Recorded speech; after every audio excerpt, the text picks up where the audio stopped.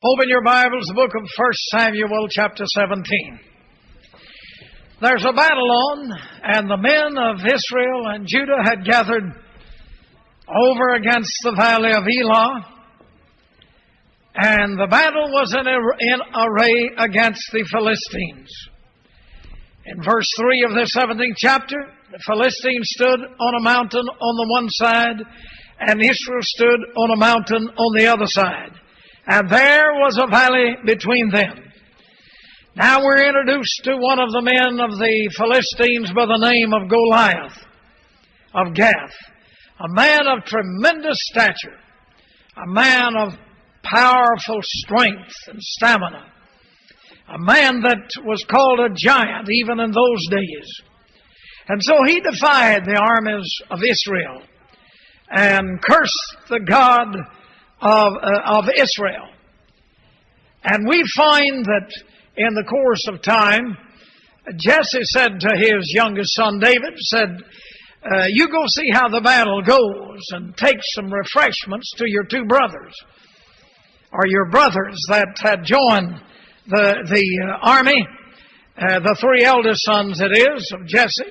So, that's in verse 13, David, he took his chariot and he proceeded to do what his father Jesse had told him to do.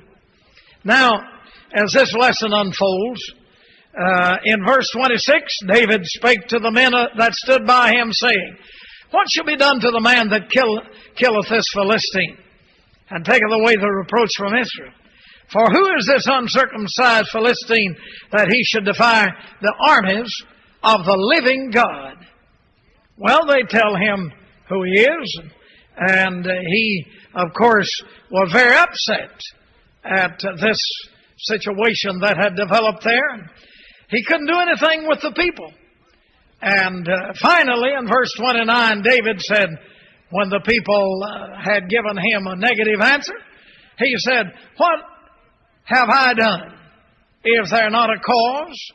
And he turned from him toward another, and spake after the same manner. And the people answered him again after the former manner. After the former manner. Now get that. Here's a people that's supposed to be the army, and they answer David in a negative way. Now David is a young fellow. He's just a youngster, in fact, according to the context of Scripture. But he didn't like what was going on. So he called attention to it, and his three eldest brothers criticized him and brought a charge against him and really criticized him, and the other people joined in. You can always find, ladies and gentlemen, somewhere along the line, a cause to be negative if you wish to have one. You can always see some giants in your life. You can always find some reasons for not doing things for God, if you really want to. It's entirely up to you. It all depends on the way you look at it. This is an age-old illustration, but it's still true. One man, speaking about a glass with water in it, he says the glass is half empty. Another man will say the glass is half full. There is a difference in the way you express it. And life is made up of people, I'm talking about the community, of people just like that. One crowd is saying the glass is half empty. Another crowd is saying the glass is half full. One crowd talks about the darkness. Another crowd talks about the beautiful moonlight, starlight night. It all depends on the feelings that's within your heart. A man expresses himself with his words, his actions, and his words. By thy words thou shalt be justified, Luke said, and by thy words thou shalt be condemned. Now, it's true that a careless life can be a part of what I'm talking about, but still, on the other hand, it's what's within a man. He expresses it either by attitude or by words, or by both. Now, I realize that in the course of life there's going to be tears. and a lot of disappointments. And things may not go exactly. I talked to two of our young men that have started a business in these volatile times and these times when financing is not easy, and when, according to the papers, thousands of businesses go bankrupt a year and so on. But these young men said, we put our faith and trust in God, and we're going to depend upon Him to help us. Well, now, that you've got to give them A for trying. They mean business.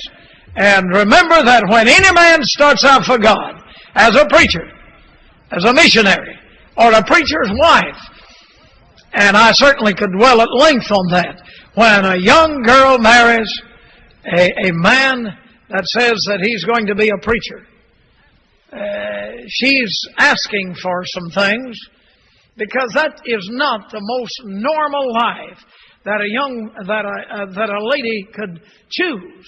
It's an abnormal life. It's not anything like that. The wife of a businessman or some other professional man. It's altogether different, because you're dealing with people generally of a negative approach. Now, I have a little granddaughter, and she said to me some time ago, she said, "Granddaddy, I want to marry a preacher." Well, I told her, I said, "Well, that's entirely up to you. And you and the Lord, and what the Lord works out for you. And if that's the way you want life, I'm sure God can work those things out." Now, she not only has a granddaddy that's a preacher, but a daddy that's a preacher. And her oldest brother is a preacher. You say, "Well, it runs in the family." Well, I don't know about that. It may run in the fact that some people are willing for God to use them and some people are not. That could have something to do with it. Now, I want you to see about 5 things here concerning David in this text. I have a great admiration for him.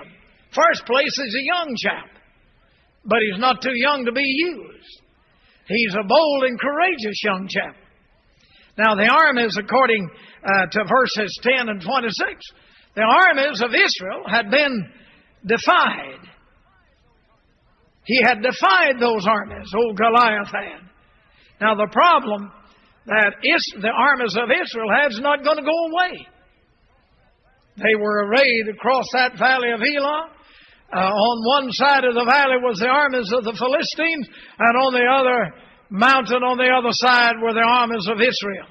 But the problem wouldn't go away. Have you found that to be true in your life? As a soldier of the cross, let's be practical. Let's just look at life realistically. You may not want to face it, but brother, the armies of the enemy are going to be arrayed on the other side all the time. And you're going to have to decide sooner or later in your life whether or not the course in life you're taking and the philosophy in life that you have and the rock-ribbed determinations in life that you have, that they are right and you're not going to change. You have to come to grips with that. You know, Joshua said, "As for me and my house, we're going to serve the Lord." That's a mighty hard decision to make. You know, generally we turn to God when everything else has failed. But he said, "As for me and my house," he answered for the whole house. When the Philippian jailer got said, the book said his house did too. His whole house, that is his family. I believe it's right for a man to claim his family for God. I see no reason why he shouldn't. Why shouldn't a man want his sons and daughters to be saved? Why shouldn't a man want his grandchildren to be saved? What's wrong with that? Why shouldn't a man want his children to honor God? All right, now you notice this problem wouldn't go away. Saul and the 3 eldest sons of Jesse and the other men of Israel, they couldn't do anything about it. It's still a problem. Now, what's the answer to it? How are they going to resolve that? Well, ladies and gentlemen, it's true with each and every one of us. There's some things in your life you're going to either have to get it right or the aliens will take you. Let me be very personal about this. I find as a senior pastor, as a veteran preacher, that a lot of people have been destroyed by illness. And yet they live to be, at a reasonable age. But all through their illness, they were plagued with that thing, and it dominated and intimidated and controlled their life. It sounds a little facetious and humorous. I had an aunt in my family, and from the time I could remember, all she ever did was complain. But the old soul lived up to about 90. But all I ever heard, isn't that strange that I remember my aunt, and all that she ever, I remember about her was complaining. She was sick. She'd read all of the doctor's books. Back in those days, it was hard to get a doctor, It was over 100 miles to the first hospital from where we lived. And she just complained.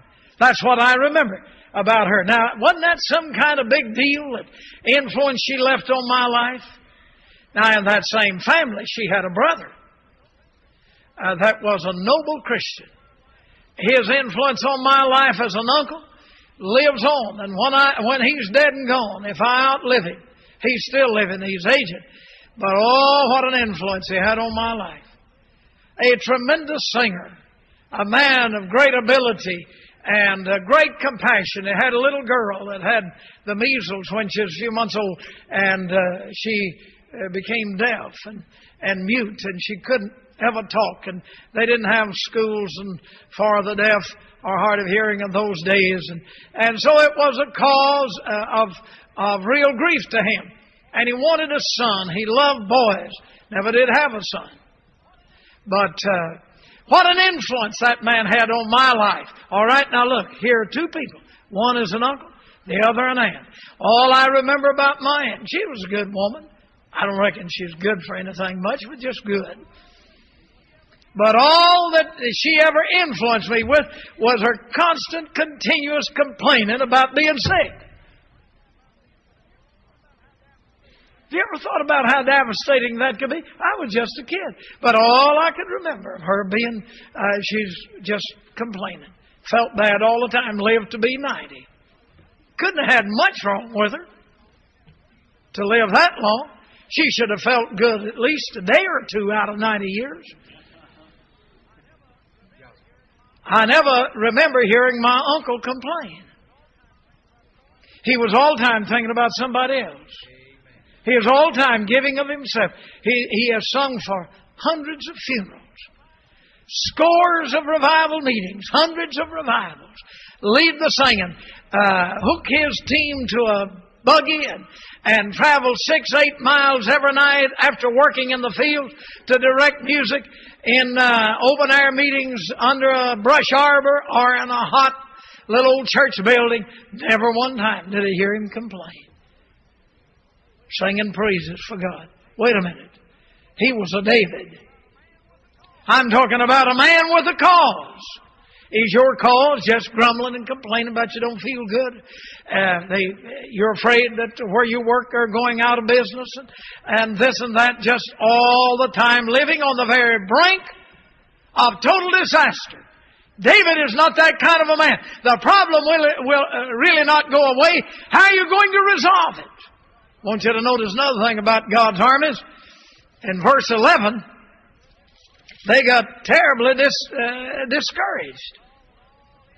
When Saul and all Israel heard these words of the Philistines, they were dismayed. I mean, they were dismayed. It had a great effect upon them. You notice that? They were discouraged. That's one of the devil's chiefest weapons against the Christian or against a human being, is to discourage him with life. The devil will weave webs around you and he'll work things out and get you discouraged. And brother, let me tell you something. Discouragement is sin. All of us have to fight it all the time. And the longer you stay in the Lord's work, perhaps the most difficult it is. I'll tell you one thing. We could take a survey, line up all these bus drivers right here before us this evening. And my wife and I were talking today at the lunch table about her bus route. And the people that work on that bus route, they all work together as a team. And I said, how many did you have today? And she told me how many they had. I said, all right, now, if we have put on 60 routes lately, I said, you can multiply the number you had today, the net number of kids and teenagers, by 60, and see how many we would have had. Several hundred people over our attendance last year. And she suddenly realized, well, you don't have to reach everybody, but if you're reaching some, then you see, it's encouraging. That's how the devil defeats people. He gets us discouraged, and we think, well, she told about a grandmother telling Billy over here, she could hear the grandmother in the background, said, I thought I told you to tell them that you were going to another church. And can you imagine a grandmother, I think it was, in the background telling that little granddaughter, and the little granddaughter wants to come to Landmark, and they don't like the other place, and they weren't going to the other place until we got them started, I believe. And now the grandmother, and no doubt unsaved, trying to keep them away. Now here it is, some ladies and Big Tom Smith, a big old fullback football player that used to play here at the university, driving that bus and giving of themselves. And would you believe it? Loving the kids more than the grandmother. That is what I'm talking about. Brother David saw the circumstances. He assumed some responsibility, and he cried out to the men of Israel, is there not a cause? And that's the kind of people you have to have in your church if you're going to do anything for God. You can't have an army like Israel had, and they are discouraged. If you will notice in the latter part of that 11th verse, they were not even trying to find a way out. They were just looking across the valley. And you know what the last part of that verse said? They were greatly afraid. You know what? Fear had conquered them then. They were demoralized. Notice that.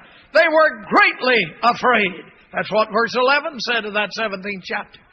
How in the name of high heaven are you going to win anything for God when you have people who let the enemy get away by defying the work of God?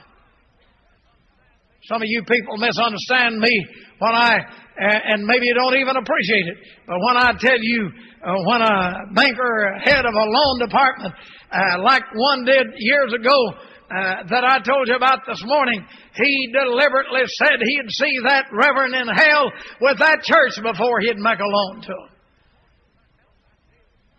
Well, that's his right. Now, why would he say that when we had never hurt him? When we had never harmed him in any way? And when we had collateral? You want me to tell you? Like the armies of the Philistines. They hated the God of Israel. And so they were defying. Old Goliath was cursing Israel and their God. Don't you understand that? All right, this is a pattern of life. And if you haven't found this out, you haven't yet begun to live. You have to understand that you've got some very real enemies. And they'll set themselves in array against you. It could be fear. And it could be discouragement. And you'll be completely demoralized. There are people listening to me at this very moment in this auditorium. And the devil has used and schemed and got you demoralized. You don't have any victory. You know why? You know the only way you can get back is to get on your knees and confess to God. I said the other day, somebody, we were talking, and I'd mentioned the fact that Brother Pat Shriver was going to help us out a while over at Newport. He has a job, and he's preaching over there for the time being.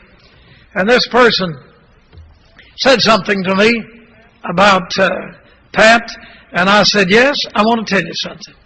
I said, he's one of the few young men that I've had anything to do with when he really messed up that was big enough to search me out and ask for an appointment and to sit down in my office and to break down and weep his soul out and say, preacher, I just messed up my ministry.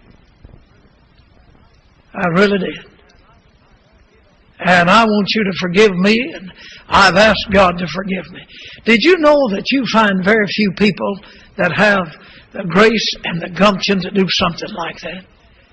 Well, some of you people sitting here this evening in this auditorium looking at me, and you bark and snap at each other, and you never have said to your companion, I'm sorry. I'm sorry that I hurt you. I'm so sorry that I've hurt you. Would you forgive me? You have to appreciate people for what they are. I see one of our men, he's been a deacon in this church, Brother Lano Bell, and I referred to him this morning. I think I have it correct that a few months after I came here, we had 2 buses we owned besides those we were chartering from the Cincinnati Transit. And I started Brother Lano Bell and another young man driving those 2 church-owned buses. And you know, he would go on vacation and get back to drive his bus on Sunday. Seldom ever did he miss a Sunday. And for years he drove on Sunday night. Now in recent years he has changed jobs, and there's been occasions when he had to work Sundays. And he didn't have any control over that, and somebody'd have to get a driver for him. Can you imagine a man driving for 30 years and missing very few Sundays? Brother Bell, I really appreciate faithfulness. I think I appreciate faithfulness and dependability more than nearly anything. Somebody just keeps on and never quitting and doing their best and never complaining and say, I'll do what I can. Look, these people, as far as victory is concerned, had quit. They were over on the hill, and Goliath had challenged them, and they were sore afraid, and they were dismayed. In other words, they were demoralized. Let me direct your attention to verse 30. Look at it. Look at it. And he turned from him toward another and spake after the same manner, and the people answered him again after the former manner. You know what had happened? These people were defeated. They said it can't be done. They said it just won't work. David tried to pull them out. He tried to get them to change their attitude. He tried to get them to talk differently. But they said, you can't do it. He's a giant.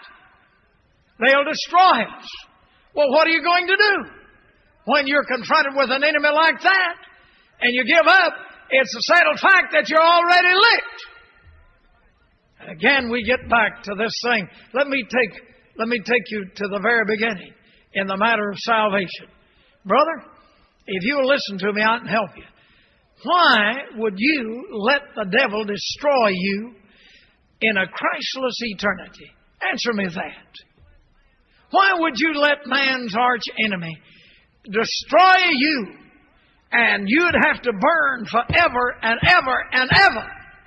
Why, I ask you? We find the prophet Ezekiel saying, why will you die, O house of Israel? Another prophet said, the harvest is past, the summer's ended, and you're not saved. Why will a man let that evil one destroy him? He said that the devil has the power of death. God said that. Why would you let him do you that way? And then, Christian, why would you let him have your life? Don't you understand that the Christian has within his own grasp his life? What is your life? What will you do with it? I tell you, the philosophy of this man, David, is something. My, a young lad, and here he is, facing a whole army, facing King Saul. He said, is there not a cause? Why are you men of the military sitting down, shaking, fearful, afraid, listening to that cursing Philistine and not doing something about it? Did you notice what he said? What shall be done to this man that killeth this Philistine and taketh away the reproach from Israel? Israel had been reproached. For who is this uncircumcised Philistine that he should defy the armies of the living God? Oh, how we need men today of courage. Men in the pulpit, men in the pew. young people in our Christian institutions that have enough backbone to stand up for righteousness' sake. When I read in the paper this past week that the dope traffic in this country was grossing more than $50 billion, I almost cried aloud. Is this my country? Is this my country? That my people of this country is absorbing, using more than $50 billion in illicit drugs, and that does not include alcoholic beverages. Folks, do you realize what's wrong with this nation? Our nation is on a toboggan down the broad way that leads to destruction. Surely, time is running out. In the 9th chapter of the book of Daniel, Daniel prayed, "We have sinned. We have sinned." Isaiah in chapter 1 cried out, "My people doth not know. My people doth not consider." God said, "Your vain oblations are an abomination unto me. Turn ye, turn ye. For why will you die, O house of Israel?" America, I think, is on trial, brother. I believe last fall there was a glimmer of hope. There seemed to be a little bit of light that seemed to break through the clouds. Some American people trying to reach out to a stable form of government, to a stable society. But really a lot of them didn't know what they were reaching for. You know how I know? Simply because most of the churches of America are being emptied on Sunday night. Most of them don't even have services. Don't you understand that we're in a vacuum? There's a famine in the land, brother. Not of bread, not of things to eat, but of hearing the Word of God. And there's a cause. Oh, God help us. God help us to realize in this nation of ours the need is great and time's running out. We need Christian educational institutions to try to train our young people in a day of apostasy. We need young men that'll go out to preach the unsearchable riches of Jesus Christ. We need church people in the pew that'll volunteer to do things for God. That'll find it necessary to be out when the doors of the church are open and not just visit and be onlookers and be observers. God have mercy on us, just being observers. I'm so sick and tired of it. People that have no commitment and no burden and no concern about the souls of men. We come to observe, to criticize, to find fault, to pick out things that we don't like. Like a man said to me the other day, he said, "Well, I agree with you about 90% of the time. Suppose you sit down to your wife and you tell her, I agree with you part of the time. You don't mold a home together like that. Or the children telling the parents, we agree with you about 90% of the time. You need to talk about those things you have in common interest, offering thanks at the table, reading the Word of God, talking about Jesus, talking about people that you're interested in, you pray for, talking about the growth of the church, talking about the number of people baptized, talking about the fine young people that are in youth camp, talking about the wonderful young people that's in Christian training, talking about those things when you see growth and development. Young men that's growing for God and going for God. That, my friend, are the things that ought to occupy our conversation. And it ought to dominate our lives. There is a cause, I tell you. And here's one lone man, just a youngster, probably in his teens. And you know what? Even his own family criticized him. And King Saul, he was a vacillating type of individual. head and shoulders above his fellows, but he'd let this one little boy go down into the valley of Elah to face old Goliath. I've been to that valley and seen the mountains on either side. I thought about it as I stood there and looked at that young chap as he worked his way down the hillside into the valley, and there at the brook pick up those 5 smooth stones and face that cursing giant, probably 10 feet tall or more. You talk about courage. You talk about conviction, brother. This generation, we don't have any conviction anymore. We don't have any standards much anymore.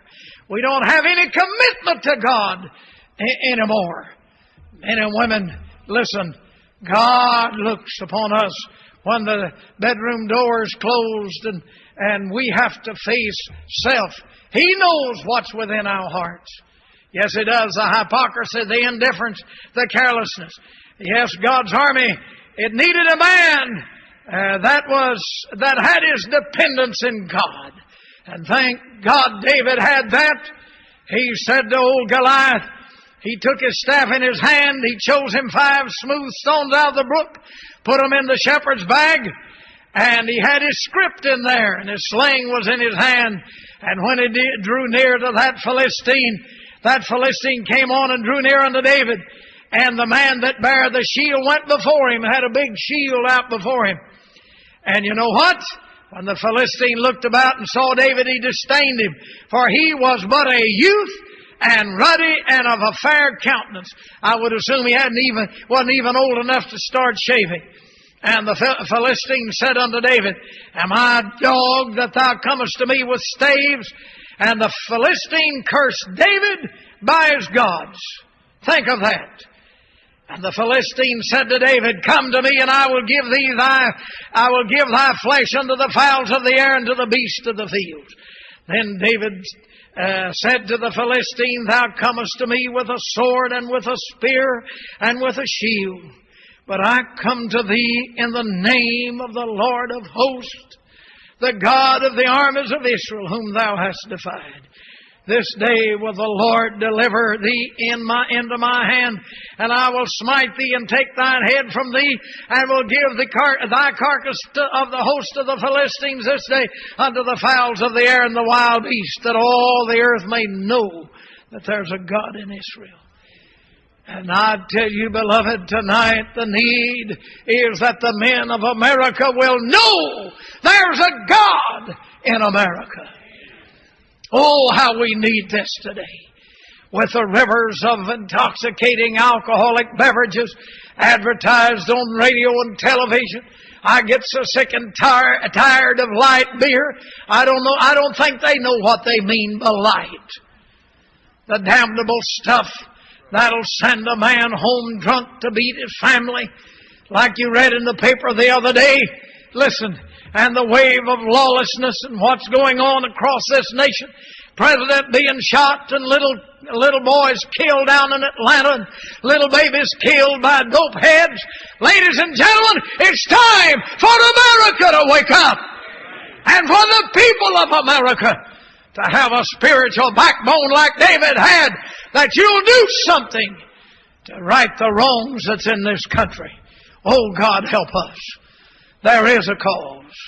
And we need to come to this generation in the name of the God of Abraham, of Isaac, and of Jacob, the Christ of the cross, who is able to change wicked, vile men and make them sober and make them clean and make them whole. Let's stand for prayer, shall we? May God bless this message to the hearts of both this audience and that of our radio family. Bow your heads with me for a moment. There is a cause. Do you have a cause tonight? Mister, do you have a cause? What is your cause? To hinder or to help? To bless or to curse? To weaken or to strengthen? What is your cause? If you're a bus driver, you have a cause tonight. If you're a superintendent, member of the working staff, you have a cause. What is your cause tonight? To help men, to help people. How many of you tonight could honestly say, Brother Rawlings, really I have a cause. My heart's burdened. There's some things God has been dealing with me about, and it's heavy upon my soul. I want you to pray for me. Would you lift your hand? God bless you. God bless you. God bless you. God bless you, dear people. It's personal, isn't it?